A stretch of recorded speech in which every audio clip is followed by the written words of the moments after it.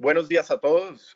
Un gusto saludarlos ya en una ventanita con movimiento, solucionado los problemas técnicos que en anteriores webinars teníamos. Espero que todos se encuentren muy bien. Un saludo a nuestros amigos de Travax que siempre nos están colaborando con mucho entusiasmo para nunca perder de vista nuestro principal objetivo, que son capacitar a nuestros agentes de viajes y a nuestros clientes. El día de hoy traemos una especial visita a una sola ciudad que podría en realidad tardarnos muchísimo tiempo, pero nuestro gran guía Fernando Sánchez nos va a ayudar a hacerlo en un resumen muy detallado, pero con el tiempo suficiente. Por otro lado, pues van a oír a algunas noticias nuevas del equipo de Travax que esperamos les gusten. Los voy a dejar entonces con ustedes al señor Melchor Baizas, director general de Travax, y espero disfruten esta visita. Por favor, Melchor, ¿cómo están? Muy buenos días, Alejandro. Muchas gracias. Muchas gracias, Celtur. Muchas gracias, amigos colombianos. Buenos días para todos. Un placer estar de aquí nuevamente entre vosotros. Como decía Alejandro, hoy os venimos con una ciudad que por sí misma merece toda una presentación. Y además venimos de la mano de Fernando, que la ha vivido, que la sigue viviendo, que la sigue disfrutando y que además sabe perfectamente cómo hacer que vosotros también la disfrutéis. Estoy seguro que os vais a quedar bastante impresionados con la charla de Fernando y que eso os va a dar más ganas y más ánimos y más ilusión, no solamente por venir a Europa y poder volver a visitar la ciudad que a lo mejor la primera vez no os disteis cuenta de cuántas bellezas tenía, sino de poder animar a todos vuestros amigos y a vuestros clientes a que hagan el viaje y que no lo dejen para mañana. Os dejo en manos de Félix, de Ángel, de Fernando sobre todo. Yo sé que ellos os van a hacer pasar un rato muy interesante y muy agradable. Adelante, Félix. Muchas gracias, Melchor. Muy buenos días, Alejandro, Vicente, Celtur, todo Colombia. Buenos días, Ángel. Buenos días, Fernando. Estamos pues hoy con un destino realmente muy apasionante. Yo no les voy a contar nada de eso porque para eso está Fernando, que efectivamente es un apasionado de esa gran ciudad. Pero déjenme que yo les cuente algunas pequeñas noticias. Bueno, esta que tiene en pantalla no es tan noticia porque llevamos ya 3 semanas con el folleto publicado y en nuestra web. Está también disponible en el sistema online y ya aprovecho para recordarles que todos aquellos que necesiten claves para ver disponibilidad no tienen más que contactar a su comercial de Celtur para que les dé clave y les pueda dar acceso a estas disponibilidades. Pero por el otro lado, también tengo una noticia mucho más reciente y es, la semana pasada fuimos certificados Safe Travels, es decir, viajes seguros, por el Consejo Mundial de Viajes y Turismo, el World Travel and Tourist Council. Es una institución privada dedicada a la conservación del turismo y donde están representadas las 250 empresas más importantes, más influyentes del mundo turístico. Y, lógicamente, ellos lo que han hecho es crear este sello, que es un sello de seguridad, un sello que permite transmitir seguridad a nuestros pasajeros. Bien, y para estar certificado, para poder estar aprobados con viajes seguros, hace falta cumplir 4 puntos que Travax lo ha hecho. El primero de todos es un entrenamiento operacional y de equipo, es decir, a todo nuestro equipo de la central de Travax en España. Les hemos dado un curso de protocolos para la adecuación de las pautas de seguridad en equipo, bien, ya sea la parte de higiene, la parte de distancia social, toda la parte de control de temperaturas y demás. El segundo de los puntos es súper interesante porque es ofrecer esta experiencia a todos nuestros proveedores y, por tanto, transmitirlo de esa forma para que ellos lo implementen en sus equipos. Bien, entonces ahí hemos entrado en contacto con hoteleros, restaurantes, transportistas, bien, y absolutamente todos nuestros proveedores para que de esa forma ellos puedan estar en la misma situación que está Travax y, por tanto, dar esa seguridad a todos nuestros clientes comunes. La tercera es reconstruyendo la confianza y en ese sentido estamos en la cuestión de transmitir a los pasajeros cuando lleguen a destino la información veraz, coherente y además actualizada en cada uno de los casos. Digo en cada uno de los casos porque toda esta información y todos estos protocolos tienen que ser referente a las informaciones o a la legislación de la autoridad sanitaria local. De nada sirve poner las normas sanitarias de España en Colombia o las de Colombia en España porque cada uno son cuestiones diferentes. Bien. La cuarta es súper importante porque es un compromiso por parte de Travax para influir en la medida de nuestras posibilidades en todas las autoridades turísticas y también en todas las autoridades políticas a nivel local. Eso quiere decir las europeas y las españolas. Lógicamente, ya estamos con todos estos 4 puntos concluidos y, por tanto, en este caso, luciendo este sello de viajes seguros que, bueno, tuvimos la suerte de ser los primeros certificados en España y, por tanto, hoy en día pues podemos transmitir esta seguridad también a nuestros pasajeros a través de ustedes, agente de viajes. Bien. Lógicamente, tenemos una serie de productos que hemos ido implantando para este periodo de post-pandemia y en ese sentido hemos elegido una cuestión realmente diferenciada. Es un circuito que habla de mercados de Navidad en Europa. Cuando hablamos de mercados de Navidad estamos hablando de un producto súper especial que vamos a tener la semana que viene a esta misma hora, bien, donde vamos a hacer un recorrido que va a estar en torno a lo que es Alemania, la República Checa, Hungría, Austria y viendo en cada una de estas ciudades no solamente los monumentos, sino también focalizado hacia lo que son estos mercados de Navidad. Bien. Fíjense que cuando hablamos de mercados de Navidad en Europa no estamos de ir a hacer el mercado, sino que es realmente vivir el ambiente de la Navidad en estas ciudades. Normalmente está dedicado a estos pequeños artículos que se ponen en los árboles de Navidad, pero también vamos a estar tomando un vinito caliente con canela, vamos a estar viendo un poco cuáles son los dulces locales, vamos a poder hacer un patinaje en hielo en alguna de sus plazas. Es decir, en todas estas cuestiones que son diferentes y que estará incluida, porque es un viaje monográfico hacia eso, no es en el tiempo libre usted puede ir, no, de la mano de nuestro guía vamos a ir a visitar estas cuestiones. Por tanto, algo diferente que estamos planteando para 2 salidas en noviembre y en diciembre. Bien, a partir de aquí, recordarles que estamos transmitiendo en vivo en Facebook, ya la sala está llena y además de eso, los que estén en sala tienen la posibilidad de hacer sus preguntas por escrito, los que estén a través de Facebook pueden hacerlo a través de nuestro canal de Facebook. Ángel López, que está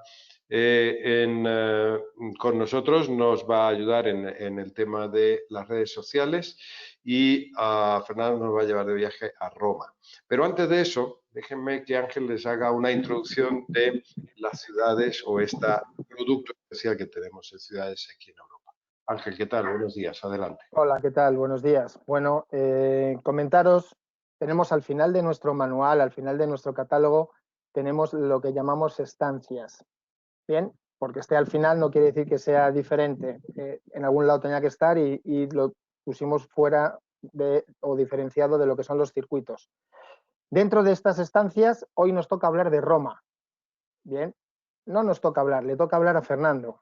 Y tomen nota porque hoy va a sentar cátedra mi amigo Fernando. Hablando de Roma, bueno, son estancias mágicas, es un producto especial, es un producto que tenemos con 3, 4 noches, es un producto en el que tenemos más tiempo en las ciudades, disponible en hotelería de 3, de 4, de 5 estrellas, hoteles muy céntricos. Es un producto que además tiene salida diaria. Usted puede hacerlo y lo puede gestionar cuando usted quiera. Incluyen los traslados de llegada, pero también incluye el traslado de salida. 4 horas antes de la salida de su vuelo vamos a pasar a recogerle. Desayuno buffet en todos los días en el hotel. Un city tour.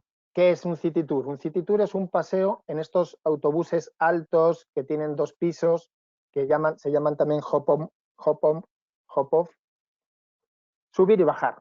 Tú te subes al autobús y tienes 24 horas para recorrer la ciudad, la zona más emblemática de Roma, y poder disfrutar tranquilamente sin tener que gastarte en transporte, porque nos va a hacer un recorrido por el centro histórico.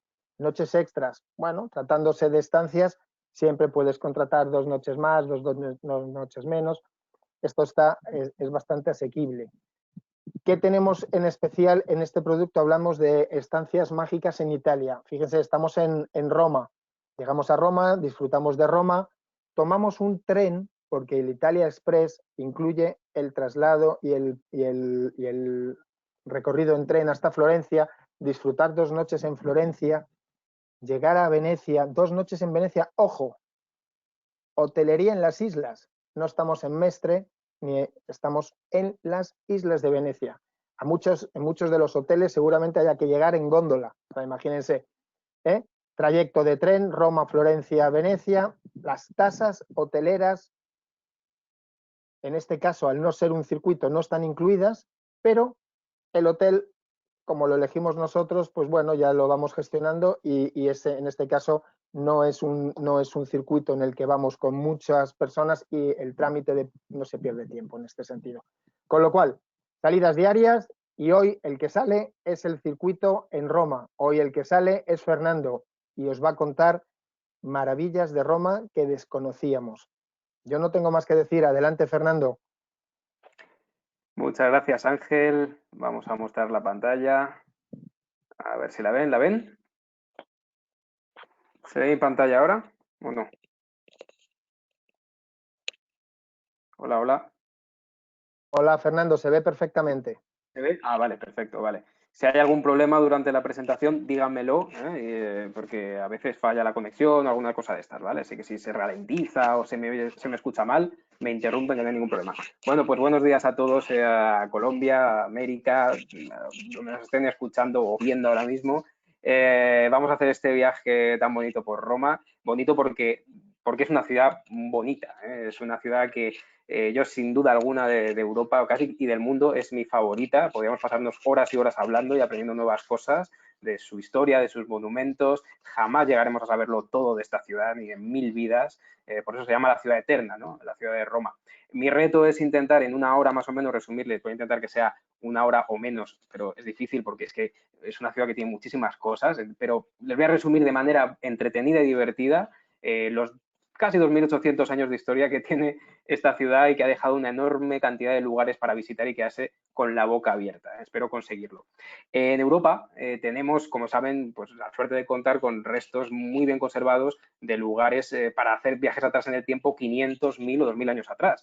Hablamos de ciudades como París, con su catedral de 1000 años, ciudades con tesoros de hace 500 como Madrid o Toledo, o palacios de hace 300 como Viena, Budapest, o ciudades que son museos de la arquitectura de los últimos 200 como Barcelona, o la ciudad que ha sido centro de la cultura moderna del último siglo como Londres. Pero todas estas ciudades, como ven aquí en estos simbolitos que van cayendo, estuvieron dominadas por un imperio, por una civilización hace más de 2000 años que dejó una enorme huella en forma de monumentos e incluso costumbres que hoy son la base de nuestra propia cultura, nuestro alfabeto, nuestro calendario, los 7 idiomas que nacieron del latín, entre ellos el español, el francés, el italiano, y hablo lógicamente del Imperio Romano. La ciudad donde nació y la que más ha ido acumulando lugares y objetos de valor incalculable de todos estos siglos. Desde entonces, en todo el mundo solo ha sido una, Roma. Por eso, su país, Italia, del que es capital, cada ciudad o pueblo, por muy pequeño que sea, guarda 1000 tesoros. Un país que, fíjense, es el número 72 del mundo en tamaño y el número 23 del mundo en población. Es decir, no es de los más grandes. Sin embargo, miren todas las estrellitas que van saliendo ahí, porque son un total de 55 lugares declarados Patrimonio de la Humanidad por la UNESCO. Es decir, el número 1 del planeta en lugares más importantes en cuanto a arte, cultura para la humanidad. Hablamos de lugares pues como los que acaba de decir Ángel, Venecia y sus canales en los que solo puedes ir en góndola, Florencia y sus estatuas, la isla de Capri y su belleza natural, Pompeya y sus restos conservados de la ciudad de hace 2 milenios, Nápoles y su bahía y su volcán, Pisa con su famoso campanario inclinado, pero entre todas ellas, Roma es la que tiene el mayor número de tesoros por metro cuadrado de todo el mundo. Para muestra de esto, el hecho de que es una belleza que lleva siendo admirada, ahí vemos Roma Caput Mundi, que es como lo llamaban los romanos, ¿no? Cabeza del mundo. Es una belleza, como digo, que ha sido admirada desde hace miles de años, desde que los romanos, desde los griegos, que eran los que venían antes de los romanos, digamos, la anterior civilización de los romanos, la de los sabios, la de los griegos, la de los filósofos, ya decían que Roma era parte del paraíso, ¿no? Luego, años después, incluso decían, hace 1600 años, los que la visitaban, que era que todo lo que habían escuchado sobre Roma era corto, porque en Roma ya se encontraban, imagínense, 10 basílicas, 11 termas, hablo de hace 1600 años, 28 bibliotecas, 1300 fuentes, era una auténtica maravilla lo que ya se podía ver en Roma. Incluso más tarde, en el siglo XIX, por ejemplo, muy famosos son dos poetas ingleses, que a mí me gusta mucho del romanticismo inglés, como Percy Shelley o John Keats, que vivieron aquí en esta ciudad de Roma y estaban maravillados y decían que era el mejor sitio donde podían respirar, digamos, el aire de la historia y de toda esa majestuosidad que había habido durante miles de años, ¿no? Aquí tenemos a Percy Shelley. Yo en el siglo XXI incluso también soy un romántico y vivía aquí en Roma por lo mismo, porque es que era el único lugar donde, imagínense, pasear por un lugar por donde hicieron los emperadores, los gladiadores, los papas.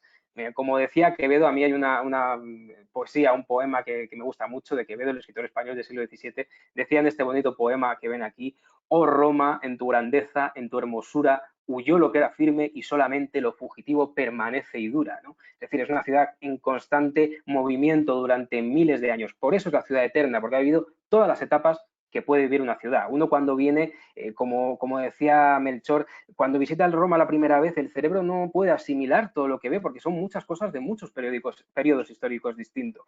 Roma, yo siempre digo, es como una lasaña de 3 pisos, ¿no? Está la Roma imperial, la Roma medieval y la Roma moderna. Siempre se ha construido encima de las ruinas de lo que ya había antes. Aquí vemos la primera, la imperial. Por eso en Roma, si quieres hacer un parking subterráneo o una línea de metro o los cimientos de una casa, lo vas a tener muy complicado, porque en cuanto se excavas un poquito, vas a encontrar restos de un valor histórico incalculable de esas 2 Romas anteriores. Aquí, por ejemplo, veríamos la medieval, la segunda capa. Y la actual capa, la vemos en este mapa, que es el mismo que siempre le damos a nuestros viajeros. Y les voy a mostrar las 2 partes que veremos en el viaje. La primera parte, que será la Roma del Imperio, es decir, la Roma más antigua del Imperio Romano. Aquí esto se lo voy a contar como un cuento, ¿vale? La leyenda de Roma, y vamos a conocer algunos de los emperadores más importantes para entender los monumentos que hicieron. El Coliseo, el Foro, el Panteón. Luego veremos la segunda capa, la Roma de los papas, que se hicieron reyes cuando el imperio cayó y pagaron a los mejores artistas para hacer los monumentos más bonitos que podemos ver hoy en día en Roma. Veremos el Vaticano, veremos el centro de Roma.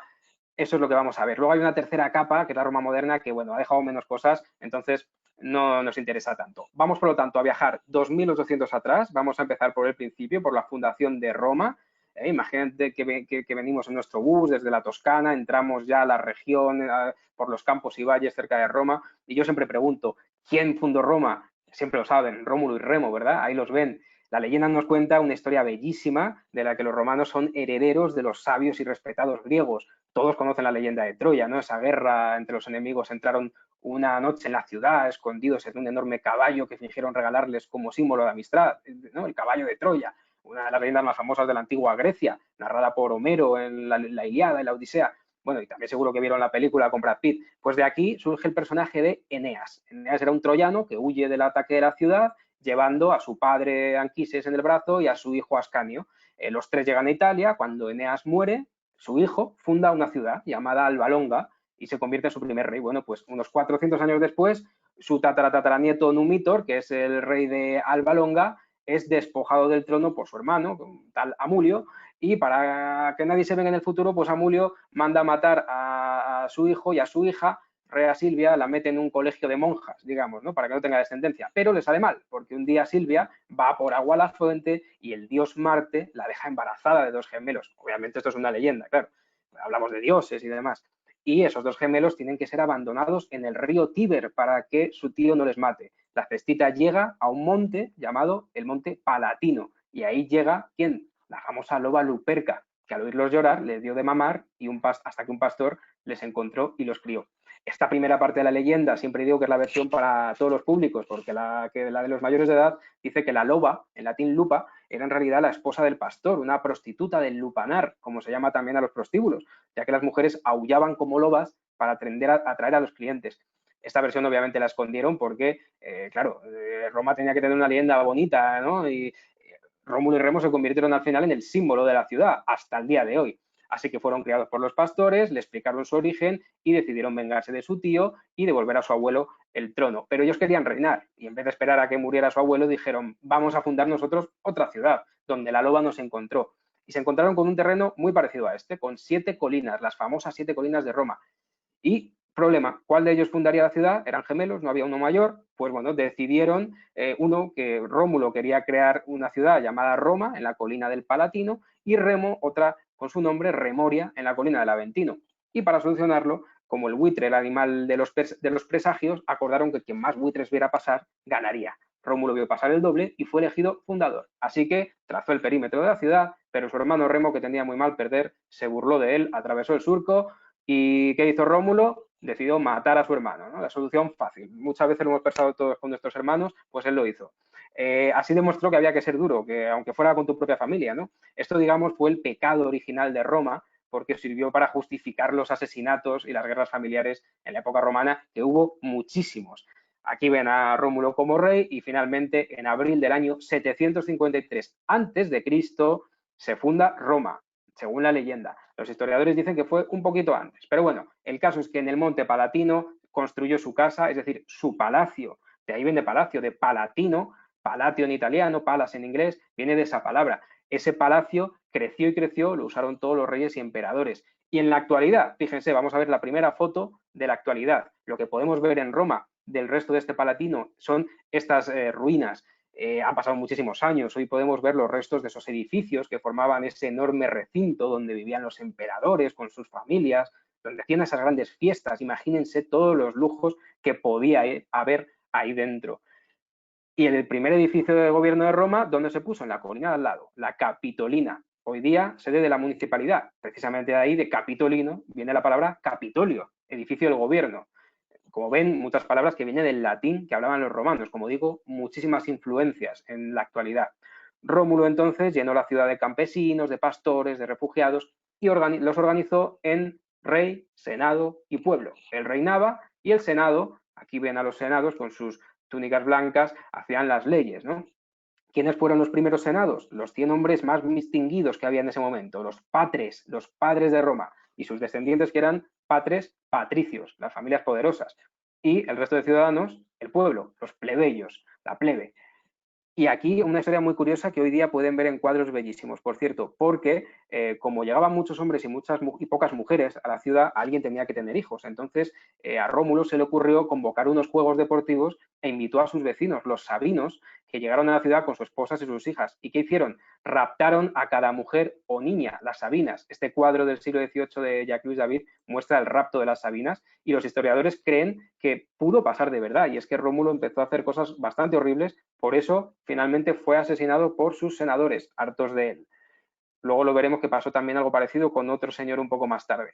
Así que de esa organización de Senado y Pueblo, años después comenzaron a usar las siglas SPQR, que si vienen a Roma las van a ver en todas partes, que significan Senatus Populus Quae Romanum, es decir, el Senado y el pueblo de Roma. Lo escribían en las piedras de los lugares oficiales, lo escribían en el escudo de Roma, con la loba y los gemelos, lo escribían en las monedas, y 2000 años después se sigue usando en el escudo actual de la ciudad, o por ejemplo en sus alcantarillas y el resto de mobiliario urbano, y por supuesto durante las guerras se usaba en el estandarte del ejército que hemos visto antes, que este lo he sacado del cómic del siglo XX de Asterix Obelix, que eran esos guerreros franceses que decían que lo de SPQR significaba sono pazzi questi romani, es decir, están locos estos romanos, que lo decían siempre, ¿no? Asterix Obelix, no sé si habrán leído o han visto alguna de las películas de estos guerreros.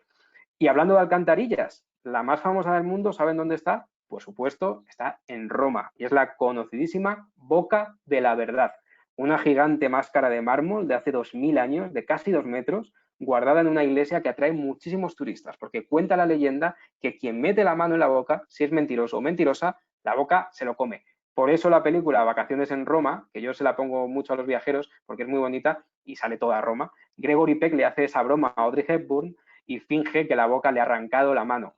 Una película muy recomendable. Les voy a recomendar varias películas a lo largo de esta visita. Así que bueno, la vida siguió en Roma, la gente se cansó de los reyes y el séptimo rey de Roma, otra vez el número 7, fue el último. Era un rey que le llamaban el Soberbio. Y una leyenda cuenta que la gente tiró su cuerpo al río Tíber de este rey y sobre el cadáver del rey se fueron acumulando arena y sedimentos para formar esta isla, la isla Tiberina, que es una pequeña isla en medio del río, el río Tíber, que pasa por Roma, y que hoy día podemos pasear y es uno de los símbolos de Roma también.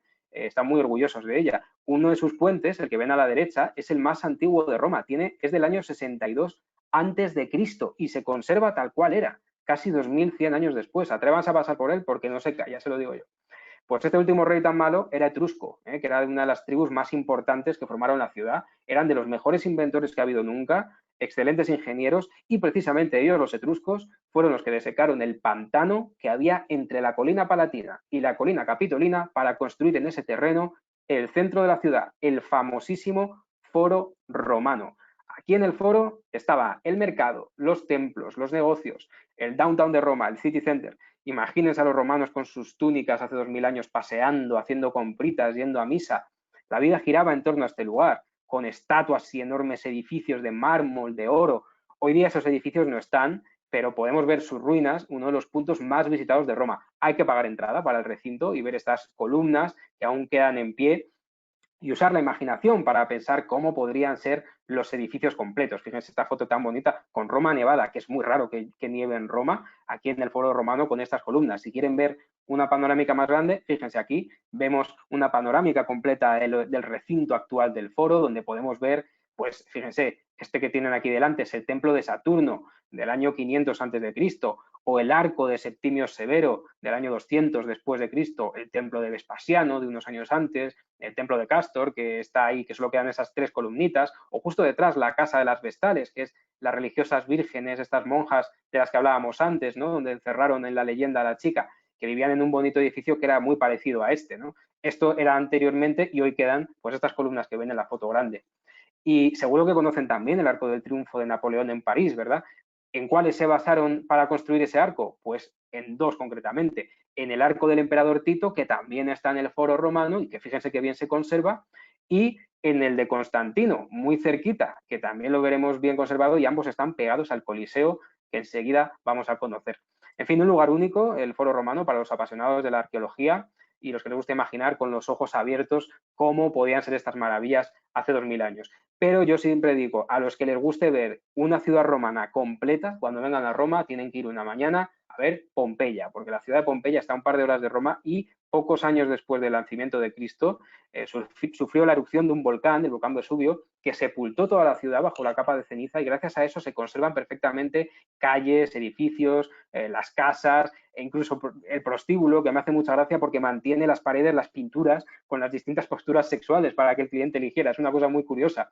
Es el lugar más antiguo y mejor conservado de todo el planeta, ya que uno viene a Roma. Yo siempre recomiendo acercarse a ver Pompeya. Y si quieren ver cómo era, pueden verlo en otra película, Pompeya, reciente, que no es que sea muy buena, pero se entiende bien lo que pasó aquel fatídico día, con la erupción del volcán y la destrucción de la ciudad. Bueno, pues en el foro romano siguió la vida, ahí caminaban siempre de un lado para otro y tras echar a este rey tan malo, comenzó la República, ¿no? Ya mandaban los cónsules elegidos por el Senado, entonces ahí fue cuando Roma empezó a invadir todo lo que tenía alrededor, primero su región, luego toda Italia, luego toda Europa. Y ahí fue cuando construyeron las famosas calzadas romanas, es decir, las carreteras para poder moverse en todo este territorio tan grande que tenían. En nuestros viajes todavía circulamos por ellas, obviamente modernizadas y asfaltadas, pero algunas se mantienen todavía como eran antes, con esas piedras. Fíjense, la vía Apia es una de ellas, mantiene esa belleza y fue importantísima para el comercio de Roma. Aquí en esta vía, la vía Apia, fue también donde se instalaron las 6.000 cruces para crucificar a los esclavos rebelados contra Roma, liderados por el famoso gladiador Espartaco, que seguro que recuerdan también otra película de Stanley Kubrick con Kirk Douglas, como el famoso Gladiador Romano, una de las películas más famosas de la historia. Y bueno, llegamos por lo tanto ya al siglo I a.C. Vamos corriendo para no cansarnos mucho, ¿no?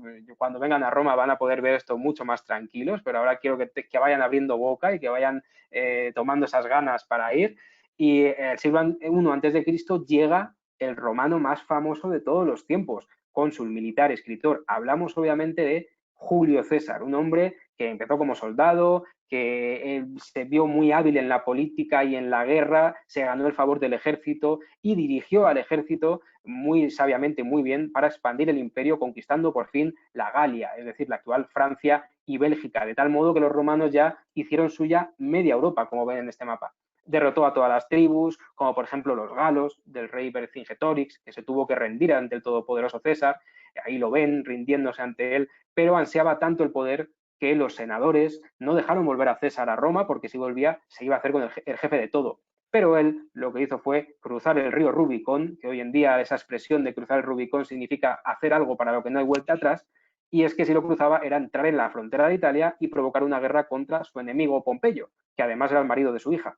Así que dijo su famosa frase, alea iacta est, la suerte está echada, pero antes de Roma, eso sí, pasó por Egipto para buscar una aliada que le ayudara, la famosa reina Cleopatra, con la que se alió tanto y en tantas posturas que hasta tuvieron un bonito hijo. Después ya llegó a Roma, se autoproclamó dictador y ganó todas las batallas que tenía que ganar. Otra frase famosa suya es esa de vine, vi, vencí, no se le acababan nunca las buenas frases a este señor y se convirtió en el líder romano más famoso que ha habido en Roma. Desde entonces a los emperadores se le empezó a llamar César, fíjese qué importancia. En su gobierno hizo muchas reformas, el pueblo le amaba, pero él quería seguir conquistando territorios, aunque eso fueran más guerras, y por eso los senadores le asesinaron, porque ya le veían como un tirano, el día 15 de marzo, el día de los idus de marzo, el día de los buenos augurios, en el año 44 a.C., le dieron 23 puñaladas por todos los lados y solo una de ellas resultó mortal. Dicen que la de Brutus, que era el hijo de su otra amante, porque tenía muchas amantes, al morir dicen que dijo eso de tú también, Brutus, hijo mío, y cayó al suelo justo a los pies, fíjense, de la estatua de Pompeyo, que era su enemigo. Fíjense qué final tan indigno. ¿Y por qué cuento esto? Pues porque hoy día se puede ver el lugar del apuñalamiento, porque, bueno, se pueden ver las ruinas, que es en este lugar.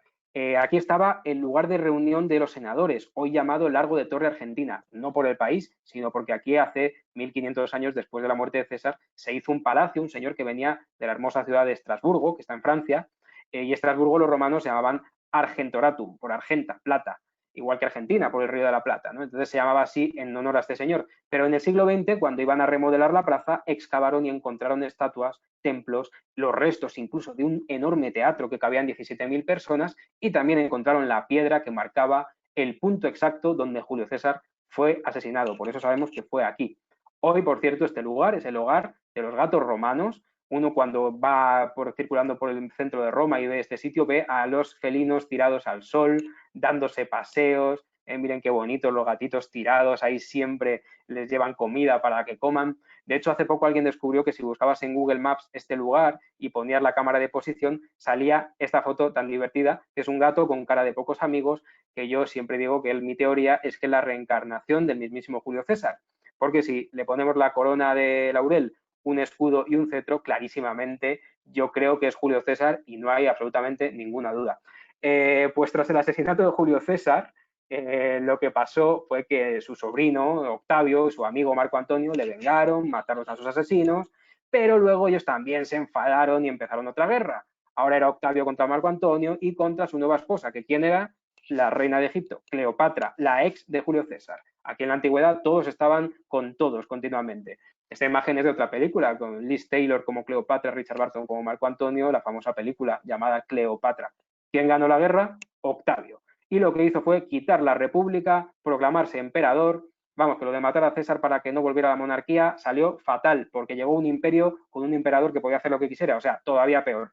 Y lo primero que hizo Octavio fue ponerse el nombre de Augusto, que significaba santo, majestuoso. Ya ven que no tenían ninguna humildad esta gente. Y de Augusto, por cierto, viene el mes de agosto. Y una curiosidad, ¿saben ustedes por qué los meses del año, que obviamente vienen de los romanos, se van alternando uno 31 días, el siguiente 30 y así sucesivamente, excepto julio y agosto, que están juntos y tienen 31 días cada uno? Pues porque Octavio, Augusto, que quería que su mes agosto tuvieran 31 días igual que el mes de Julio César, julio. Por eso julio y agosto tienen 31 días aunque estén juntitos, por pura envidia. ¿Y qué monumentos podemos ver hoy de la época de Octavio Augusto? Por ejemplo, el que hizo para celebrar la paz, el altar de la paz, un enorme monumento de mármol en que tallaron las escenas de la leyenda de Roma que hemos contado antes, como esta que ven aquí, por ejemplo, con Rómulo y Remo, con su madre adoptiva. Es una maravilla que está muy bien conservada. Dentro, como ven, está techado, ¿no?, para que la lluvia no lo estropee. ¿Y qué más? Pues cuando Octavio ganó a Cleopatra, conquistó Egipto, que pasó a ser una provincia romana, y comenzó la egiptomanía, como yo le llamo. Empezaron a traer a Europa monumentos egipcios de más de 3.000 años de antigüedad, como los famosos y altísimos obeliscos, que hoy lo podemos ver en muchas plazas de Roma y de Europa, como por ejemplo en París. Este es el más alto, 45 metros, 230 toneladas, o este otro que tiene 40, está en medio de la plaza de San Pedro del Vaticano, y se creía que ahí arriba del todo, en una bola de oro que había, estaban las cenizas de Julio César. Nunca se demostró. O este otro que está en la Plaza del Popolo, que luego lo veremos cuando vayamos justo a esa plaza. Pero los obeliscos los trajeron para ponerlos, ¿saben dónde? En el centro del Circo Máximo, el estadio donde hacían carreras de caballos. Siglos después los desenterraron y los llevaron a las plazas donde están hoy, para que podamos verlos.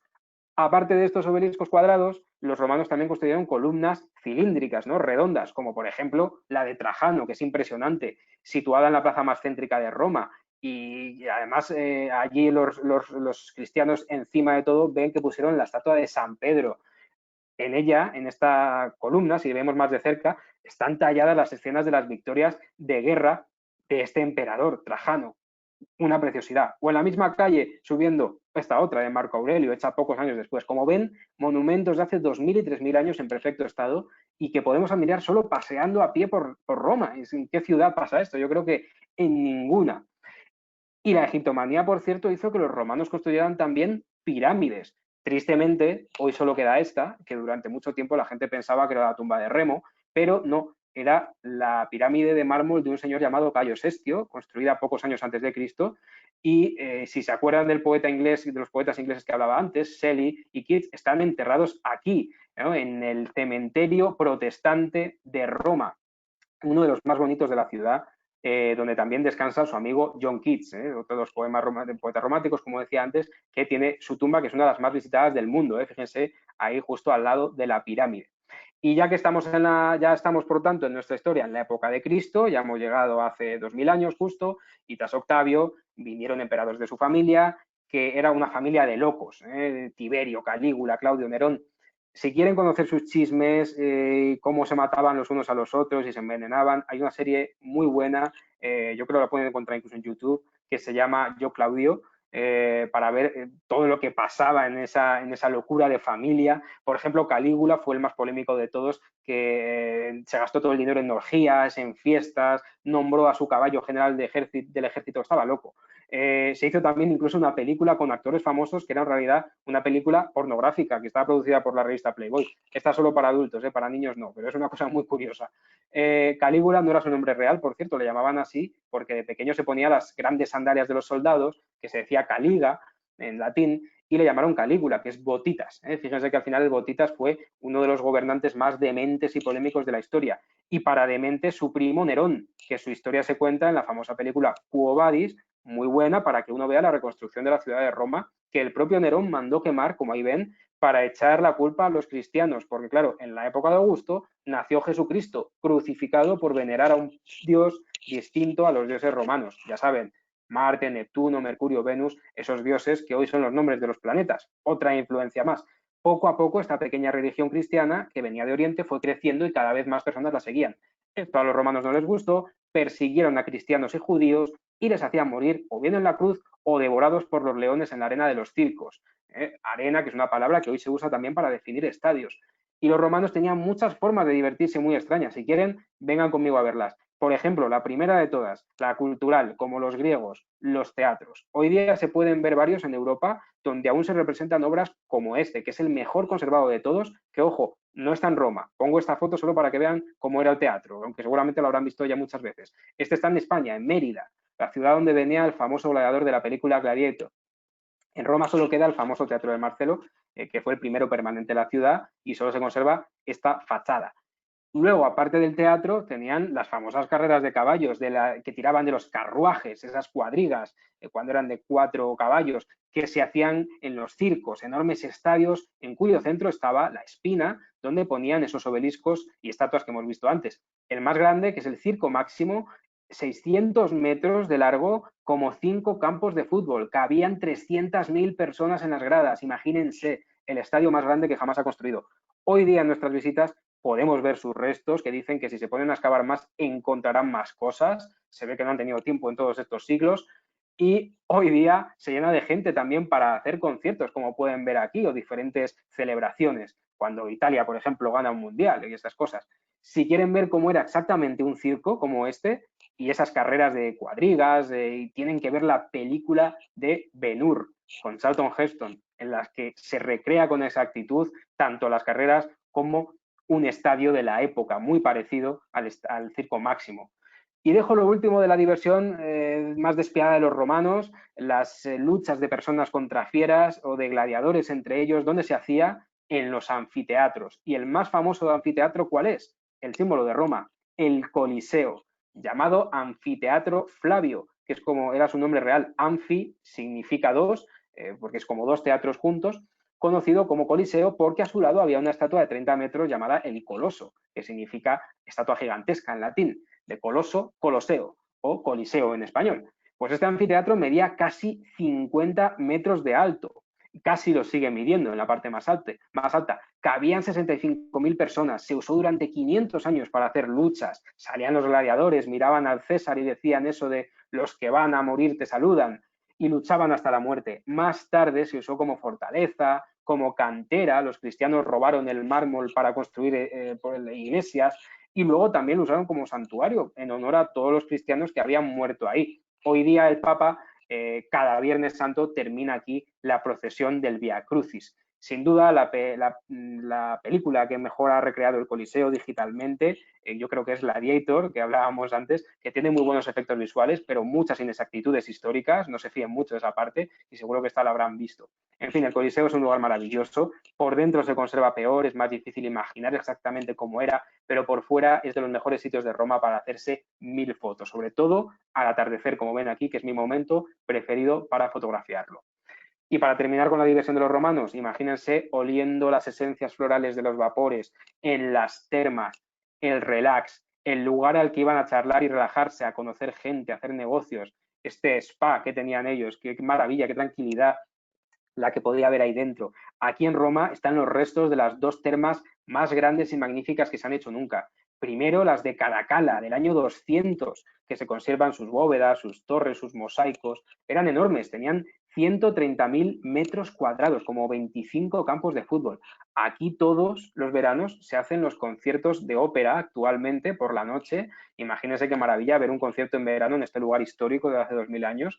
En el año 90, los tres tenores, Pavarotti, Domingo, Carreras, hicieron aquí su famoso concierto de clausura del Mundial de Fútbol de Italia, 90. Y pocos años después de construir estas termas, como a los emperadores les encantaba superar a los anteriores y eran tan megalómanos, se hicieron otras todavía más grandes, la de Diocleciano, que cabían hasta 3.000 personas bañándose a la vez. ¿Pero qué pasó? Que estas se hicieron con mano de obra de cristianos que murieron por el esfuerzo. Por eso Diocleciano fue acusado de asesinato de esos cristianos y tuvo que abdicar, porque cada vez eran más poderosos en Roma. 1000 años después, el Papa mandó construir al famoso Miguel Ángel, junto a las ruinas de las termas, una iglesia, la de Santa María de los Ángeles y los Mártires, en honor a esos cristianos, que hoy la podemos ver ahí al lado de las termas de Diocleciano. Así que, por tanto, estamos en esa época en la que los cristianos crecen y el imperio era tan enorme que era cada vez más difícil mantenerlo, y llega un nuevo emperador, que era Adriano, que le llamaban el emperador arquitecto. Construyó los dos edificios con los que vamos a terminar ya esta primera etapa del viaje, la Roma antigua, y que son mis dos favoritos de Roma. El primero de ellos, el inigualable Panteón, la iglesia más antigua del mundo, construida en el siglo II para honrar a todos los dioses romanos, panteos, todos los dioses, de ahí viene Panteón. Ya desde el centro de su hermosa plaza uno se sienta y puede observar durante horas esta belleza, primero mirando su pórtico, como ven ahí, con esas grandes columnas que sostienen ese enorme frontón triangular. Es una maravilla. Dentro, cuando uno entra, que es gratis además entrar, se va a encontrar la impresionante cúpula que 2000 años después sigue siendo la cúpula de hormigón no armado más grande de todo el mundo. Mide 43 metros de alto y 43 de ancho. Exactamente lo mismo para generar esa perfección. Y en la cúspide, como ven, un agujero, el óculo, 9 metros de diámetro. Deja entrar la luz como si Dios estuviera iluminando la iglesia, pero también deja entrar la lluvia. Por eso en el suelo verán unos pequeños agujeritos para que se filtre en agua cuando llueve. Para eso tienen que venir y verlo de cerca, porque en la foto no lo van a ver. Y es que tras la caída del imperio, fue el primer edificio de Roma reutilizado por los cristianos para que no lo destrozaran los bárbaros, para venerar a Dios. Por eso decimos que es la iglesia más antigua del mundo, la única circular y en la que pueden visitar la tumba del pintor Rafael o del primer rey de Italia, Víctor Manuel II. Un edificio cuyo estilo ha sido imitado cientos de veces, que yo cada vez que lo observo me emociono muchísimo, pensando que durante 2000 años lo han utilizado todas las civilizaciones que han vivido aquí. Para mí es el edificio más inigualable no solo de Roma, sino del mundo, pero aparte de este, Adriano mandó construir otro edificio que a mí me gusta muchísimo en Roma, que es otro edificio circular y que es maravilloso por la historia que guarda. Es su mausoleo, el mausoleo de Adriano, en la orilla del río, a los pies de la colina Vaticana, la colina donde se hacían los vaticinios o adivinaciones, y ahí su nombre, Vaticinio, Vaticini, Vaticano, un lugar que en unos minutos vamos a conocer mucho mejor. Aquí se puso la tumba del emperador Adriano, y estaba lleno de cipreses, como en los cementerios, más o menos como muestra este dibujo. Pero 200 años después, el emperador Aureliano lo tuvo que convertir en castillo, porque era tan grande y tan alto que era perfecto para unirlo a las famosas murallas aurelianas, que hoy día marcan dónde empieza y dónde acaba el centro de Roma, construidas para evitar esas invasiones bárbaras que cada vez eran más peligrosas, pero fueron inevitables. Porque en el siglo IV, señores, es cuando llega el fin del Imperio Romano, la famosa caída del Imperio Romano. El emperador Constantino huye de Roma a Estambul, donde puso su nombre a la ciudad, Constantinopla, la convierte en la nueva capital y deja Roma abandonada con muchos problemas. Luego el imperio se divide en dos, el de Oriente de Constantinopla dura otros 1000 años más, pero el occidental, el original, con capital en Roma, cayó en el año 473 después de Cristo. Y su último emperador, curiosamente, se llamaba Rómulo Augustulo, igual que el que dicen que era fundador de Roma. Era un círculo que se cierra, el antiguo imperio romano, que se convirtió en el más famoso de la historia y de los más grandes en extensión, pero sobre todo el más importante para nuestra cultura occidental por todo lo que nos ha dejado. Sus ruinas las podemos ver solo en Europa, especialmente en Roma y Pompeya, donde más. Así que aquí comienza la segunda capa de la lasaña, lo que se construyó encima de las ruinas romanas del Imperio Romano, es decir, la Roma de los papas, donde descubriremos los edificios más bonitos e impresionantes y que mejor se conservan hoy día. Empezamos donde lo dejamos, nuestro castillo favorito, porque marca la época del cambio. porque Constantino fue el emperador que detuvo la persecución de los cristianos y convirtió el imperio al cristianismo. Así que cuando Roma es abandonada, ¿quién se carga de ella? El Papa. Y es un Papa, San Gregorio el Grande, el que en el siglo VI le dio al castillo el nombre que tiene hoy día, Castillo del Santo Ángel o de Sant'Angelo, porque se cuenta que durante la gran epidemia de peste, él dijo que había visto al arcángel San Miguel en la cima del castillo guardando su espada, mostrando así el fin de la epidemia. Mandó construir esa estatua del ángel que hoy día podemos ver arriba del todo. Y si miramos abajo, lo que nos encontramos es ese precioso puente del que ven ahí algunas de sus estatuas. Un puente que lo hizo un señor llamado Gian Lorenzo Bernini, del que vamos a hablar bastante en los próximos minutos. Quédense con ese nombre. Desde ese puente, además, tenemos la mejor foto posible del templo cristiano más grande del mundo. ¿Saben cuál es? La Basílica de San Pedro del Vaticano, que está unida al castillo por una muralla de 800 metros de largo que servía, esta muralla, este corredor, para que los papas salieran corriendo del Vaticano para refugiarse en el castillo cuando eran atacados. En la película Ángeles y Demonios, que sale en muchos lugares bellos de Roma, lo usan precisamente para eso, para que el personaje del cardenal pueda huir a esconderse. Es un homenaje a lo que tenían que hacer esos papas, ¿no? Pero la pregunta es, ¿desde cuándo está ahí esta enorme basílica de San Pedro tan famosa? ¿Por qué fue construida en esa colina vaticana? Pues para saber por qué fue construida ahí, acordémonos de otra película que hablábamos antes, Quo Vadis, la de Nerón quemando la ciudad de Roma, ¿se acuerdan? Pues uno de los que huyó de ese incendio de Roma fue Pedro, y en su huida se le apareció Jesús, su amigo, que había muerto y luego había subido a los cielos, que iba camino de Roma y le preguntó, Domine, quo vadis? Es decir, Señor, ¿a dónde vas? Y Cristo le respondió, vuelvo a Roma para ser crucificado de nuevo. Ahí Pedro se dio cuenta de que su deber era volver a Roma y ayudar al resto de los cristianos, junto con Pablo. Así, San Pedro y San Pablo fueron crucificados, obviamente, por los romanos, y San Pedro fue enterrado, ¿dónde? En la colina vaticana. Por eso Constantino, el primer emperador cristiano, construyó una basílica en ese mismo punto, porque Cristo le dijo a Pedro, tú eres Pedro y sobre esta piedra edificaré mi iglesia. Yo te daré las llaves del reino de los cielos. Y como se ve aquí, Cristo le dio las llaves a San Pedro, el primer papa de todos. Por eso el escudo de cada papa siempre tiene 2 llaves. Aquí vemos el escudo actual del papa actual, Francisco. Así que Constantino construyó una basílica sobre la tumba, mucho más pequeña que la actual, que ahora conoceremos, y tras ello se empezaron a construir en Roma cientos de iglesias. Hoy en día tienen más de 1000 iglesias. 1000. Es la ciudad con más iglesias de todo el mundo. En cada esquina nos encontramos una de cualquier tamaño y preciosa. Imagínense por un momento el olor del incienso y vengan conmigo a ver solo algunas, las más importantes o curiosas. Por ejemplo, la que dicen que es la primera de todas, Santa Sarina, centro del orden de los dominicos con esa sobriedad palaciega del mármol. Tiene ya 1500 años de antigüedad. Y otra que también comenzaba durante la época del Imperio Romano y que hoy es una de las 4 basílicas mayores es la iglesia Santa María la Mayor. Es tan grande que en ella incluso durante una época vivieron los papas. También se llama Santa María de las Nieves, porque en este punto ocurrió el milagro de la Virgen María de que nevara en pleno mes de agosto, cuando en Roma hace un calor sofocante, es imposible que nieve. Por eso cada año lo celebran tirando miles de pétalos de rosas blancas. Una basílica bella por delante, por detrás y por dentro, en la que el oro cubre los techos y las paredes. Un oro que es el primer oro traído de América por los españoles, más bien robado. Ahí se lo cuidan, no se preocupen por si algún día quieren recuperarlo, ¿eh? Solo tienen que llamar y preguntar por su oro. Santa María sobre Minerva, por ejemplo, es otra de estas iglesias porque está construida, llamada así, construida sobre el templo romano de la diosa Minerva. Ven el ejemplo de las capas de la lasaña, fue construida sobre un templo romano anterior y es la única iglesia gótica que hay en Roma. Y es que el arte gótico a Roma casi no llegó, estuvo por toda Europa menos casi por Roma.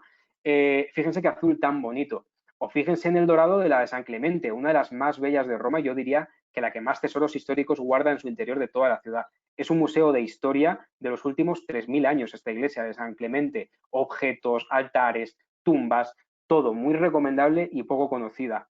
O una que a mí me encanta, otra iglesia, San Ignacio de Loyola, dedicada al fundador de los jesuitas, con unos frescos pintados en el techo maravillosos. Pero lo más curioso de esta iglesia es su cúpula, que cuando uno entra ve una enorme cúpula, pero según va avanzando se da cuenta de que es una cúpula falsa, que está pintada en el techo. Fíjense, esto es como se ve justo desde abajo, está pintada como hacia un lado para que por la perspectiva parezca una cúpula si la miras desde la entrada. un trampantojo que se llama, es de lo más curioso que ver en Roma. Y esta otra iglesia que van a ver, que es mi favorita porque es muy chiquitita, que es Santa Bárbara de los Libreros. Fíjense qué fachada y qué puerta tan chiquitas a la izquierda. Parece de juguete, pero luego uno entra y se sorprende porque es mucho más grande de lo que esperaba. Y esta además sí que tiene una cúpula, de verdad. En fin, así podríamos pasarnos hablando más de 1000 iglesias en toda Roma. Hay que venir a pasear y entrar en ellas. No en todas porque tardarían una vida, pero al menos en todas las que se vayan encontrando abiertas. ¿Y cuál es la Catedral de Roma? Porque ante esta pregunta siempre fallan. ¿Se han pensado que la Basílica de San Pedro? No. La Basílica de San Pedro no es una catedral. La Catedral de Roma, sede del Obispo de Roma, que es el más importante del mundo, el Papa, es la Archibasílica de San Juan de Letrán, San Giovanni Laterano, que es esta que ven en este hermoso dibujo. La Catedral de San Juan está nombrada madre y cabeza de todas las iglesias de la ciudad de Roma y de toda la tierra. Se hizo en el siglo III, hace 1700 años, y por ello es la basílica más antigua de Roma, aunque el edificio que ven ahora en esta foto es del siglo XVIII, es de la reforma que se hizo. Esta es la Catedral de Roma. Y entonces, ¿qué es la de San Pedro del Vaticano? Pues la de San Pedro del Vaticano es la más grande de todas las iglesias y templos de la cristiandad. Ninguna iglesia, basílica o catedral en el mundo entero, por ley, puede superar en tamaño a San Pedro. En altura sí, de hecho hay muchos templos más altos, pero en superficie no. Así que vengan conmigo a cambiar de país, porque seguro que sabrán que aquí donde ya estamos es otro país, ya no es Italia, y es que la Ciudad del Vaticano es un país independiente, el más pequeño del mundo, solo medio kilómetro cuadrado, el único país del mundo que se encuentra dentro de una ciudad y que tiene una tasa de natalidad de 0, ya que en ese país solo viven curas, cardenales y, por supuesto, el jefe de Estado, el Papa argentino. Y lo mejor de este país, aparte de la vivienda del Papa y de los preciosos palacios y jardines por los que pasean los obispos, que no nos dejan verlos, es que es uno de los lugares del mundo con más tesoros artísticos en menos espacio, sobre todo en los museos vaticanos. Para mí el lugar de Europa que más vale la pena pagar por entrar. No hay nada como lo que verán aquí dentro, no vale con verlo en fotos, hay que verlo una vez en la vida en persona.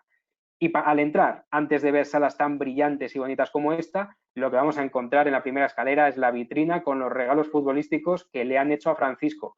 La camiseta firmada por Maradona, la de Pelé, la de San Lorenzo, el balón antiguo firmado por Kempes, ya saben, el Papa futbolero, que le encanta el fútbol a este señor. Así que entramos en los museos, siempre con guía local, por supuesto, para que nos explique todo, y veremos maravillas como estos pasillos, con mapas, como ven a los lados, súper antiguos de toda Europa, tapices en las paredes, techos increíblemente decorados como los que ven aquí, incluso esculturas muy bonitas como el Apolo de Belvedere, que tiene más de 2000 años de antigüedad esta escultura, o esta otra de la época de Jesucristo, Laoconte y sus hijos, que era el sacerdote de Troya, castigado por los dioses a morir, estrangulado por serpientes, otra auténtica maravilla, fíjense cómo se retuerce de dolor.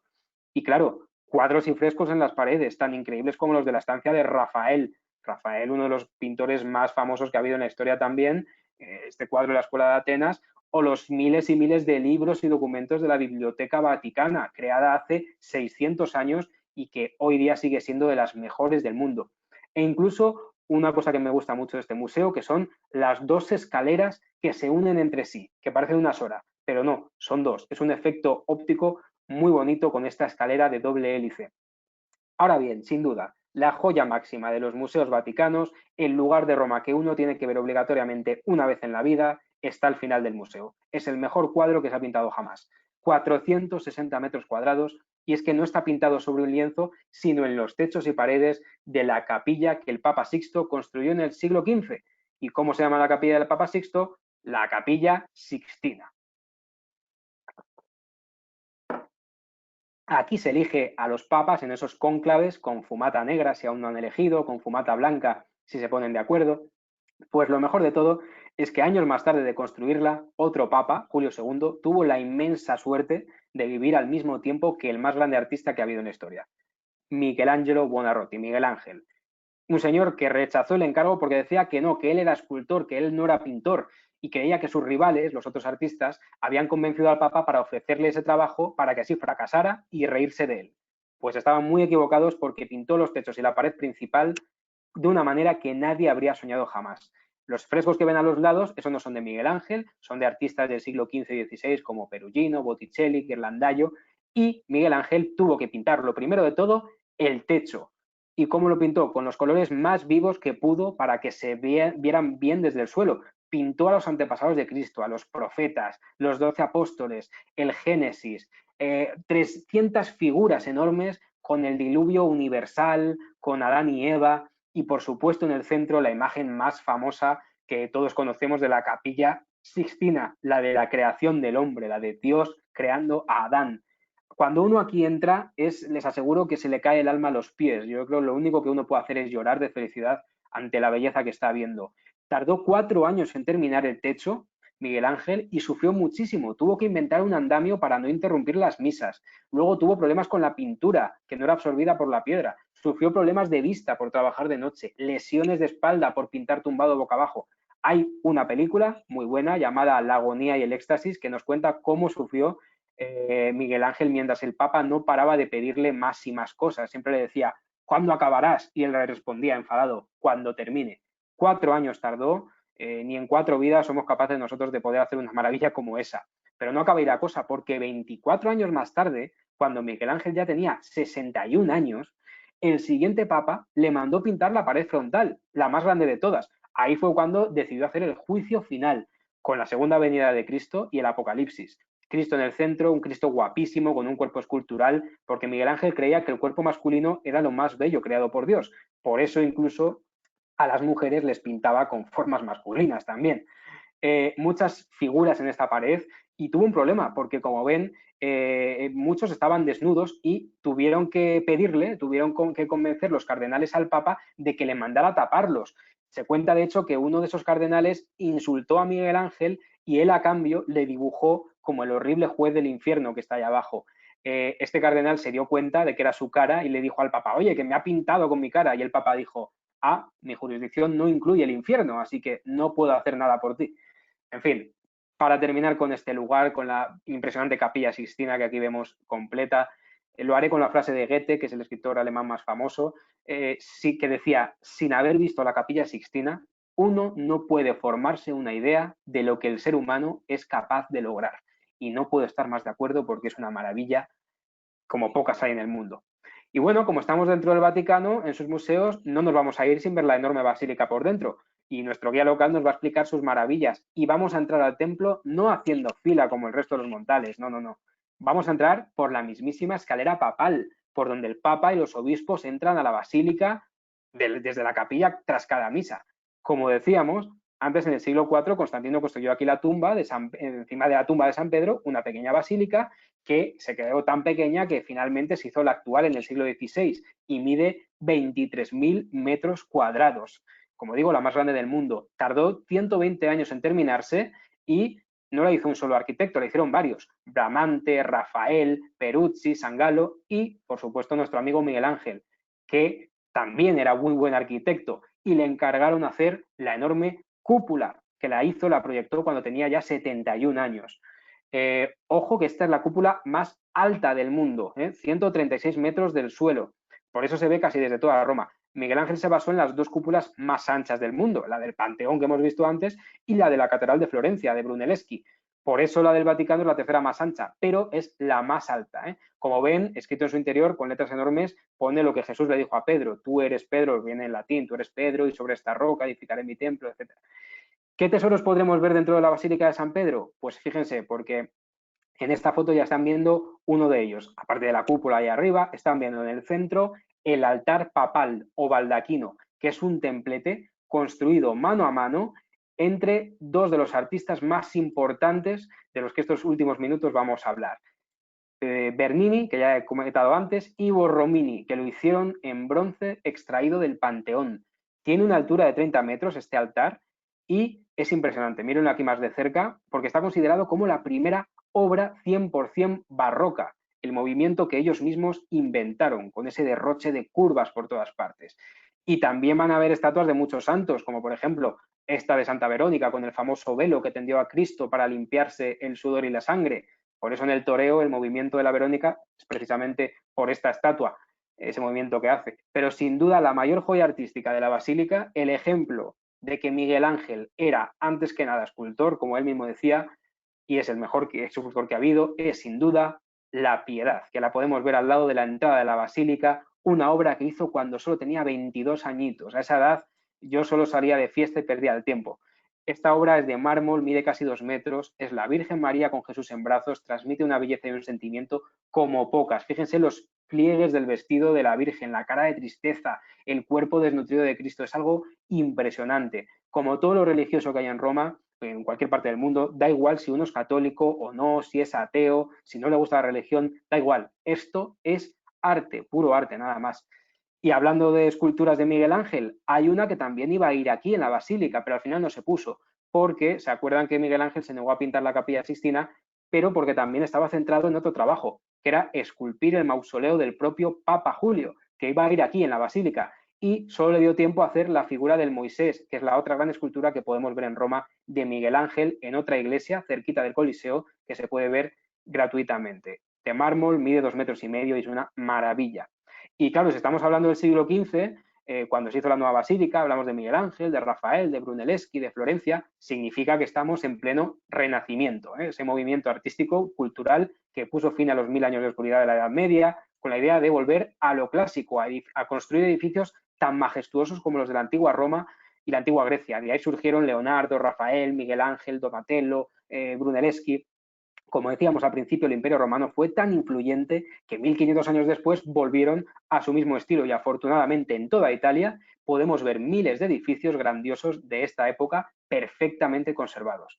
Así que nada, tras un tiempito paseando por la gigantesca basílica, salimos y lo que más nos va a llamar la atención va a ser la Policía Oficial del Vaticano, la Guardia Suiza, formado por soldados suizos desde hace 500 años, cuando Suiza era un país pobre y sus hombres vivían de trabajar para otros reyes como los papas de Roma. Desde entonces son los encargados de la seguridad del Vaticano y llevan esos bonitos trajes diseñados inspirándose en los colores que usaba Rafael en sus cuadros, que eran así muy llamativos. Parecen bufones, pero no, son policías, ¿eh? Sería más divertido si todos los policías del mundo fueran iguales vestidos. Ya fuera de nuevo, con la luz del sol, fíjense la panorámica de la Plaza de San Pedro con toda Roma al fondo. Como digo, el punto más alto de Roma es esta, es la cúpula desde donde está tomada esta foto. Y esta plaza la diseñó también Bernini, el creador del barroco que decíamos, en el siglo XVII. Una plaza que habrán visto llena de gente y en el centro se puso ese obelisco que decíamos antes, que estaba en el circo donde San Pedro fue crucificado. Es un obelisco que fue testigo mudo del martirio y por eso en su honor se puso aquí en la plaza con su nombre, la de San Pedro. Pero los protagonistas de la plaza son sobre todo las 284 columnas que ven alrededor de 16 metros cada una que hizo Bernini, que forman dos filas, una detrás de la otra, dos filas, pero miren qué curioso, porque hay dos puntos en medio de la plaza que están marcados en el suelo, cuando vengan a Roma tienen que buscarlos, en los que si uno se pone ahí, verá que solo desde ese punto todas las columnas de atrás quedan tapadas por todas las de delante. Parece una sola fila, es una cosa muy curiosa. A Bernini le encantaba hacer este tipo de efectos visuales.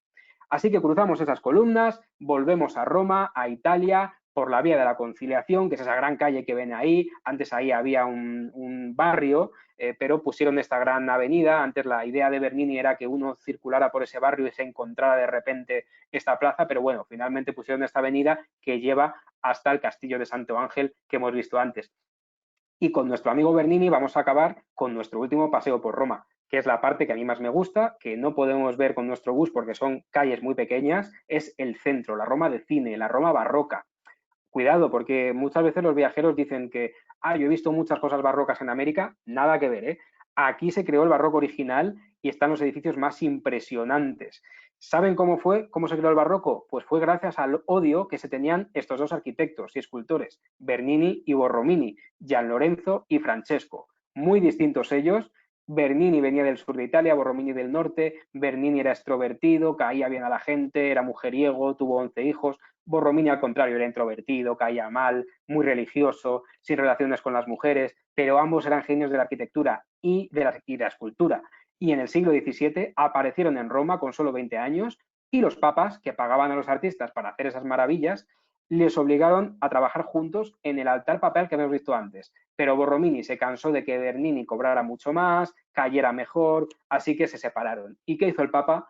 Alimentar el odio entre ellos, es decir, les decía a uno, oye, le voy a decir a Bernini que haga esta fuente porque seguro que tú no sabes hacerla. Y luego le decía al otro, oye, me ha dicho Borromini que tú no serás capaz de hacer esta fuente. Y así, con ese odio, consiguió sacar lo mejor de ellos para crear el movimiento artístico más importante de esos siglos, el barroco. Vamos a ver sus edificios más maravillosos perdiéndonos por las calles de Roma. Y quiero empezar este tour virtual por un lugar que es complicado de ver porque es muy difícil conseguir tickets, que está en el norte. Es uno de los mayores parques de Roma, la Villa Borghese, 80 hectáreas de jardines, fuentes y estanques, donde está este lugar que digo, el museo más coqueto de Roma, más pequeñito, que siempre hay lista de espera para verlo, que es la Galería Borghese, llamada así como el parque, porque en este palacete vivía un señor llamado así, que era sobrino del Papa, era cardenal, era el rico mecenas de Bernini. Por eso en este museo hay esculturas de Bernini como esta que nos recuerda al principio de nuestra historia, que es de la leyenda de Roma, Eneas huyendo de Troya con su padre a cuestas y su hijo de la mano, que luego fundó Alba Longa y luego sus descendencia fueron Rómulo y Remo. O esta otra, que es de mis preferidas, Apolo y Dafne, ¿no? Ese momento en el que el mito Apolo va detrás de Dafne, Apolo, el dios del amor, le ha tirado una flecha de amor y a Dafne una de desamor. Entonces él se va corriendo detrás de ella y ella pide ayuda a su madre Gea, la diosa de la tierra, y la convierte en un laurel. Bernini esculpió el momento en el que se está convirtiendo en árbol y es maravilloso. Pero claramente, para mí la más bonita de este museo es el rapto de Proserpina, huyendo de Plutón o Hades, el rey de los infiernos, con el Cancerbero, el perro guardián de dos cabezas de los infiernos. La impresionante de esta obra es sobre todo cómo los dedos de Plutón, fíjense cómo aprietan con fuerza la carne del muslo de Proserpina. Es belleza humana hecha piedra, ¿eh? Solo grandes como Bernini o Miguel Ángel pueden conseguir algo así. Y dejamos el parque, cruzamos la muralla, salimos de este museito y vamos a cruzar la muralla para pasar al límite norte del centro de Roma, a la Plaza del Popolo, la Plaza del Pueblo. Aquí se colocó uno de los obeliscos egipcios que vimos antes, delante de las dos iglesias gemelas, que en realidad son más bien mellizas, porque si se fijan hay varias diferencias entre ellas. Yo siempre juego con los viajeros a encuentra las 7 diferencias. Una enorme plaza a los pies de la colina, de otra de las 7 colinas de Roma, la colina del Pincio, en la que se hizo esta bonita terraza con un pequeño mirador al que se puede subir y ver la plaza y algunos edificios de Roma con esas estatuas tan bonitas.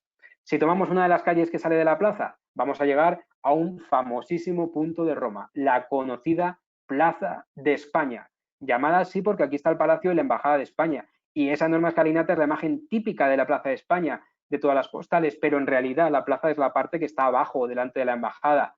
Esto es la escalinata francesa, porque quienes pagaron para construirla fueron los reyes de Francia, pero todo el mundo la conoce como Plaza de España, lo cual seguro que a los franceses les duele un poquito, porque ellos son así muy... Bueno, arriba del todo de la escalinata una preciosa iglesia, la Santísima Trinidad de los Montes, y abajo del todo, en primer plano, ven la preciosa fuente de la Barcaza, una barca que simula estar hundiéndose, como la que un día llegó hace siglos hasta esta misma plaza cuando el río Tíber tuvo una enorme crecida, y es una barca y una fuente diseñada por Bernini, obviamente, junto con su padre, que también era escultor. Fíjense qué bonito, mano a mano, padre e hijo. Y allí en esa casa de la esquina, por cierto, con esa placa que hay, vivieron Shelley y Keats, los dos poetas ingleses de los que hemos hablado un par de veces antes. Y de aquí seguimos, bajando por el centro de Roma, por la Vía Condotti, la Vía del Corso, es decir, las calles más comerciales de la ciudad, llenas de tiendas, de lujo, de moda, de perfumes. ¿Y cuál es nuestra siguiente parada? La plaza más bella de toda Roma, que es la que muestra mejor que ninguna la lucha entre Bernini y Borromini, la Plaza de las Fuentes y las Esculturas, la Plaza Navona, centro de la vida social, cultural y turística de la ciudad. Aquí se pone el mercadito de Navidad, por ejemplo, o es donde la gente va a sus elegantes cafeterías a tomar un rico cappuccino con el dulce típico de esta plaza, que es el tartufo de chocolate. Una plaza que tiene una forma extraña, es alargada, y es que en la época imperial era el estadio de Domiciano. Esto era antes de la plaza. 276 metros de largo por 100 de ancho, cabían 30.000 personas y en esos estadios se hacían juegos atléticos, musicales, de caballos, lo llenaban de agua para hacer batallas navales, pero tras su abandono, en la Edad Media, hicieron edificios alrededor de la arena, convirtiéndola finalmente en una plaza. Y fíjense, es en esta panorámica. Hoy día todavía tiene la forma del estadio, esa forma de circo romano. Y fue en esta plaza donde el Papa aprovechó la guerra entre Bernini y Borromini, porque a Borromini le mandó construir la iglesia de Santa Inés, que es esa cúpula que ven ahí, Santa Inés en agonía, que preside majestuosa al centro de la plaza. se construyó en el mismo punto donde Santa Inés fue martirizada, en el antiguo estadio. Mientras que a Bernini le mandó construir la fuente que ven a la derecha, la fuente de los 4 ríos, donde puso ese obelisco, también la ven a la izquierda, ese obelisco fue capaz de ponerlo ahí y que tiene 4 estatuas gigantes, una por cada río del mundo conocido, es decir, una por el Nilo de África, otra por el Danubio de Europa, otra por el Ganges de Asia y otra por el Río de la Plata de América. Todos representados por 4 enormes figuras y muchos pequeños animalitos tallados en piedra. Si se fijan en la que representa el Nilo, está tapándose la cara como si viera algo horrible. Y la que representa el Río de la Plata se pone la mano delante como si algo se le fuera a caer encima. Las malas lenguas dicen que esto lo hizo Bernini porque sabía que unos años más tarde estaría enfrente la iglesia de Borromini, que sería fea y mal construida. En fin, una bellísima plaza que tiene otras 2 fuentes, del escultor Giacomo della Porta, y que es el centro social de Roma, plaza ideal para relajarse admirando las bellezas del barroco. Si seguimos perdiéndonos por las callecitas del centro de Roma, que es lo que siempre hacemos en nuestros tours con nuestro guía local, mucho más despacito que como lo estoy yo haciendo ahora, por supuesto, y con más historias todavía, encontraremos en cada esquina iglesias, cafés, restaurantes, rincones bellísimos como el Panteón, que ya lo hemos visto antes, así que vamos directos al punto que más éxito tiene de este paseo y de toda Roma. El monumento que más le gusta a toda la gente que viene a esta ciudad. Hablo, por supuesto, de la fuente más impresionante de todo el mundo. No, esta no es una broma. Esta es solo una de las 2.500 fuentes o surtidores para beber que hay en Roma, que les quiero hablar de ellas rápidamente porque las llaman nasoni, que en italiano significa narizotas, porque miren cómo es el grifo, como una nariz. Son fuentes que dan agua potable buenísima las 24 horas, día y noche sin parar. Y para beber, la pregunta es, ¿hay que agacharse para poner la boca debajo tanto? No, porque fíjense en ese agujerito que tiene la narizota. El truco para agacharse menos está en poner el dedo tapando el final y así el agua sale por el agujerito y así no te hace daño en la espalda. Son ingeniosos los romanos, ¿verdad? Bueno, pero yo me refería a una fuente monumental y es que aparte de esas 2.500 fuentes de beber, Roma tiene otras 2.000 fuentes no de beber, sino ornamentales o monumentales, es decir, de adorno para hacer bonito. Y la más famosa de Roma y del mundo, por supuesto, es la increíble Fontana de Trevi, llamada así porque aquí se cruzan 3 calles, 3 vías, tre vie en italiano. Fuente que cuando uno pasea por las callejuelas y de repente la encuentra tan grande, tan bonita, en una plaza tan pequeña, el corazón se le encoge. Pocos monumentos hay en el mundo que sorprendan más al viajero cuando la ve y cuando vuelve. 40 metros de fuente llena de estatuas incrustadas en la fachada de este hermoso palacio. Aquí antiguamente había un acueducto romano, cuando cayó el imperio los bárbaros lo destruyeron, dejando a Roma sin agua, y en el Renacimiento se reformó el acueducto y se pidió a Bernini que hiciera algo bonito, pero Bernini murió, así que Nicola Salvi, que era otro arquitecto y escultor, probablemente basándose en el proyecto de Bernini, hizo esta auténtica maravilla que mezcla la roca tallada con el agua en un tema que llamó Domando las aguas, con los 2 tritones guiando la carroza del dios Océano. En fin, un lugar que uno no puede dejar de mirar. Les aseguro que cuando uno va a Roma, cuando vengan, les va a gustar tanto, y si han venido ya lo sabrán, que volverán varios días más a verla. A mí me pasó. Y si van, no se olviden de la tradición más famosa de Roma, tirar las monedas. Se pueden tirar hasta 3 monedas. La primera para volver a Roma en un futuro, la segunda para encontrar el amor y la tercera para casarse o divorciarse, lo que cada uno prefiera. Eso sí, siempre para que funcionen los deseos hay que tirarla de espaldas, con la mano derecha y por encima del hombro izquierdo. Todo el mundo lo hace mal y no les funciona, claro. Si quieren que les funcionen sus deseos, de espaldas, mano derecha y por encima del hombro izquierdo. Cada día la gente tira unos 3.000 euros en monedas, más o menos. Un año se llegaron a sacar 1.000.000 de euros en todo el año. Pero no intenten hacerse ricos recogiéndolas porque hay vigilancia y cada madrugada vienen a llevárselas y se destina a ayudar personas pobres. Y para despedirnos de la maravillosa Fontana, terminar con este paseo barroco, la última película que les voy a recomendar el día de hoy, la de Federico Fellini, el mejor director italiano de todos los tiempos, La Dolce Vita, con Marcello Mastroianni y Anita Ekberg, que se bañaba en la fuente y le llamaba Marcello, Marcello, entra a bañarte conmigo. Si van ustedes, no intenten bañarse porque la policía les va a llevar al calabozo. Yo una vez lo hice con mis amigos y tuve que correr muchísimo para que no me agarraran. Así que esta fuente es el mejor lugar posible para terminar la parte más bonita del viaje, la Roma papal, lo que mejor y más bonito se conserva hoy día de Roma, y casi también termina nuestro viaje porque solo me queda contarle un par de cosas de la Roma moderna. Y es que una Roma que comienza en el siglo XIX, cuando todas las ciudades italianas independientes se van uniendo, gracias a diferentes personas, políticos, Garibaldi, Cavour, Mancini, que van a ir viendo calles con sus nombres, pero el que le hicieron este monumento, el más grande de Roma, fue el primer rey de esa Italia unificada, Víctor Manuel II, un monumento que sorprende mucho por su tamaño, pero que desde que se construyó a principios del siglo XX tuvo muchas críticas, ya que era demasiado exagerado y tan blanco que a veces molesta a la vista por el reflejo del sol. Por eso lo empezaron a llamar de maneras graciosas, como el pastel de bodas, la máquina de escribir, oficialmente se llama el altar de la patria.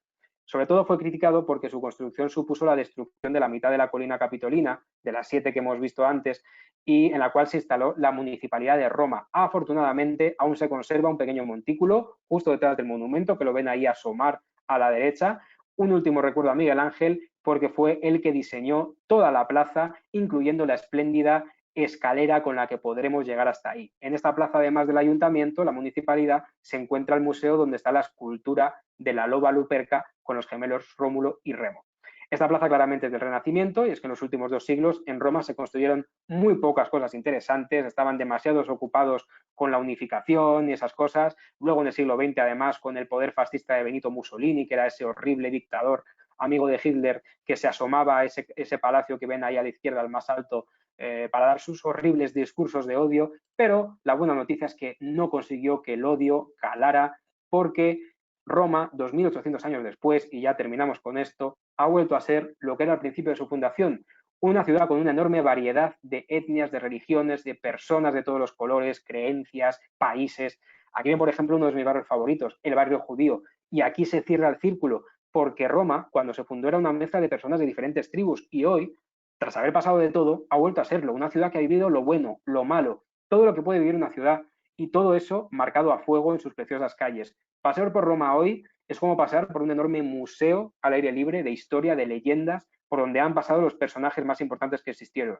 Yo solo les he contado una pequeñísima parte de lo que es Roma, que transmite poderío, arte y al mismo tiempo sensualidad y relajación a pesar del caos de su tráfico. Es la dolce vita, el carpe diem, ¿no? El vivir el presente aprovechándolo al máximo, es ese hedonismo heredado de los antiguos romanos. Cuando ustedes vengan a Roma disfrutarán de todas esas historias y también disfrutarán, por supuesto, de sus 1000 restaurantes de pasta, pueden probar las 2 más típicas de Roma, a la matriciana con tomate, cacio pepe con panceta y pimienta, comerse en cualquier puesto callejero la pizza al corte, que según el peso que cada uno quiera, tomarse un helado enfrente del Panteón, porque los helados italianos son los mejores del mundo, por supuesto un café en la Via Veneto, que es la calle más elegante de Roma, o quizás subir al Monte Gianicolo y tomarse un zumo de naranja natural que les encanta a los italianos, la espremuta, mientras ven estas impresionantes vistas de Roma.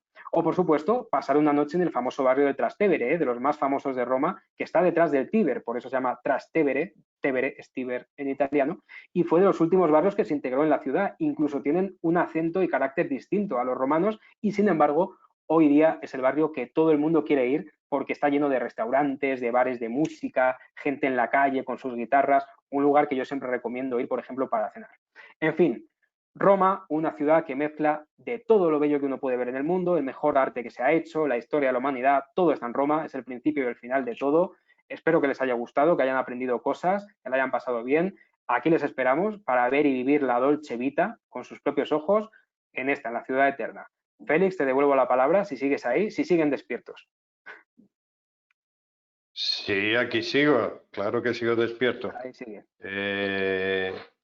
Mira, ha sido realmente alucinante. Como ya te dije, es una devoción tremenda la que tienes tú en estas explicaciones Se nota, ¿no? y no hay viento ni marea que pueda contigo.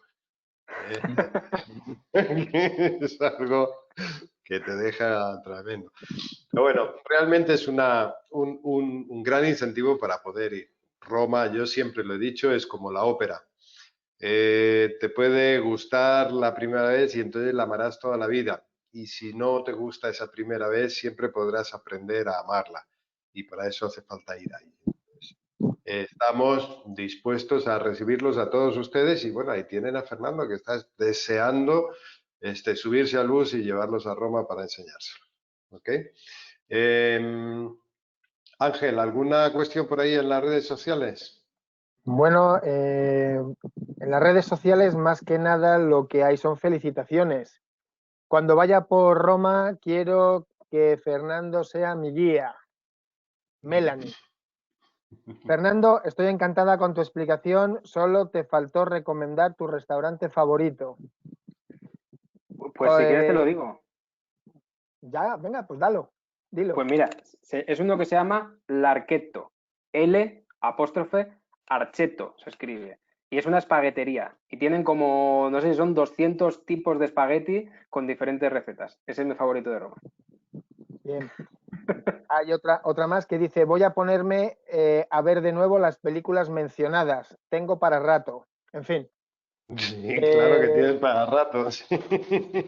Todo felicitaciones. Se lo han pasado muy bien. Preguntas no ha entrado ninguna. Bueno, pues aquí en el webinar también tenemos un montón de felicitaciones desde Medellín, desde Bogotá. Felicito tan lindas presentaciones, nos dice Fanny. Margarita, buenos días, magnífico. Catalina, exactamente igual. Pues mil gracias. Qué cúmulo de conocimientos, dice María Elena. Yamil, buenísimo, hermosísima ciudad, muy completa la capacitación, dice Eda. Y así tenemos un montón. Fernando Contreras, excelente presentación, qué bella Roma, qué maravillas y qué pasión tan grande por explicar, Gloria. Diana Leal, genial, sin palabras, gracias, maravilloso, muchos aplausos, Gloria.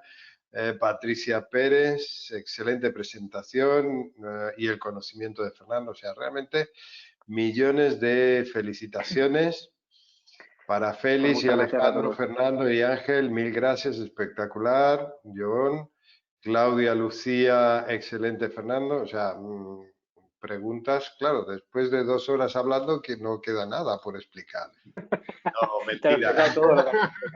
Mentira, es broma. Lo que queda es ir a visitar. Alejandro, de tu parte, ¿alguna cosa?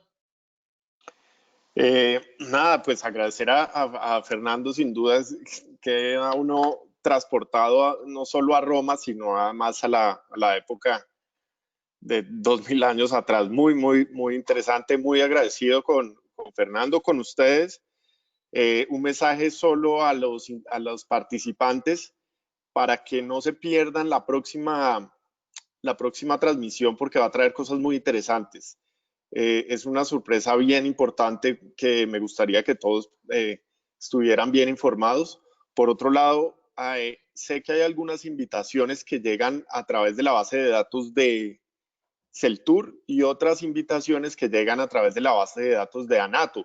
Me gustaría que los que están ingresando por Anato y no estén recibiendo notificaciones de Celtur, me lo hagan saber para que les pueda hacer llegar de manera más personal nuestra información y los programas que vienen, que nos van a presentar, porque es la herramienta de trabajo que creo que va a funcionar para producir algo este año. Entonces, me pueden escribir a mi correo directamente, alejandrogarcia@celtobur.net, y yo estoy muy atento para agregarlos a nuestra base de datos y cualquier otra cosa adicional, información que necesiten, con muchísimo gusto. Yo estoy atento, revisando correos constantemente, enviando. Ya tenemos el itinerario de los mercados de Navidad, tenemos la publicidad, inclusive tenemos un video muy, muy bonito para que puedan enviar a sus pasajeros y provocarlos para que se animen a esta aventura para final de año. Muchas gracias, Fernando, Ángel, muchísimas gracias, todo el apoyo, Félix, Melchor, sin palabras, un agradecimiento muy, muy grande y un abrazo fuerte. Agradezco también mucho a los participantes, les mando un saludo muy especial a Juliana, que veo por ahí, a Fernando, a Gloria, etcétera, los veo todos y les mando un saludo muy, muy especial. Melchor. Nada, ya sabía lo que nos esperaba, por lo tanto hay que estar atentos siempre a Fernando, porque siempre aprendes tanto. Ahora ya he aprendido dónde tengo que ir a comer cuando vaya a Roma, cosa que no sabía. Algo más que me quedo, con toda seguridad. Muchas gracias, Fernando. Gracias, Celtur, Félix, Ángel. Hasta otro ratito. Cuídense. Gracias, un abrazo. Gracias. 227 seguidores en nuestro Facebook. Sala completa aquí, realmente un éxito. Felicidades, Fernando. Y gracias a todos los que han participado. Esto queda grabado y se lo vamos a mandar por mail, así que todos los que han dejado aquí su mail en el webinar, les mandaremos copia de la capacitación para que lo tengan a mano. Un abrazo a todos, nos vemos mañana, otra vez. Chao.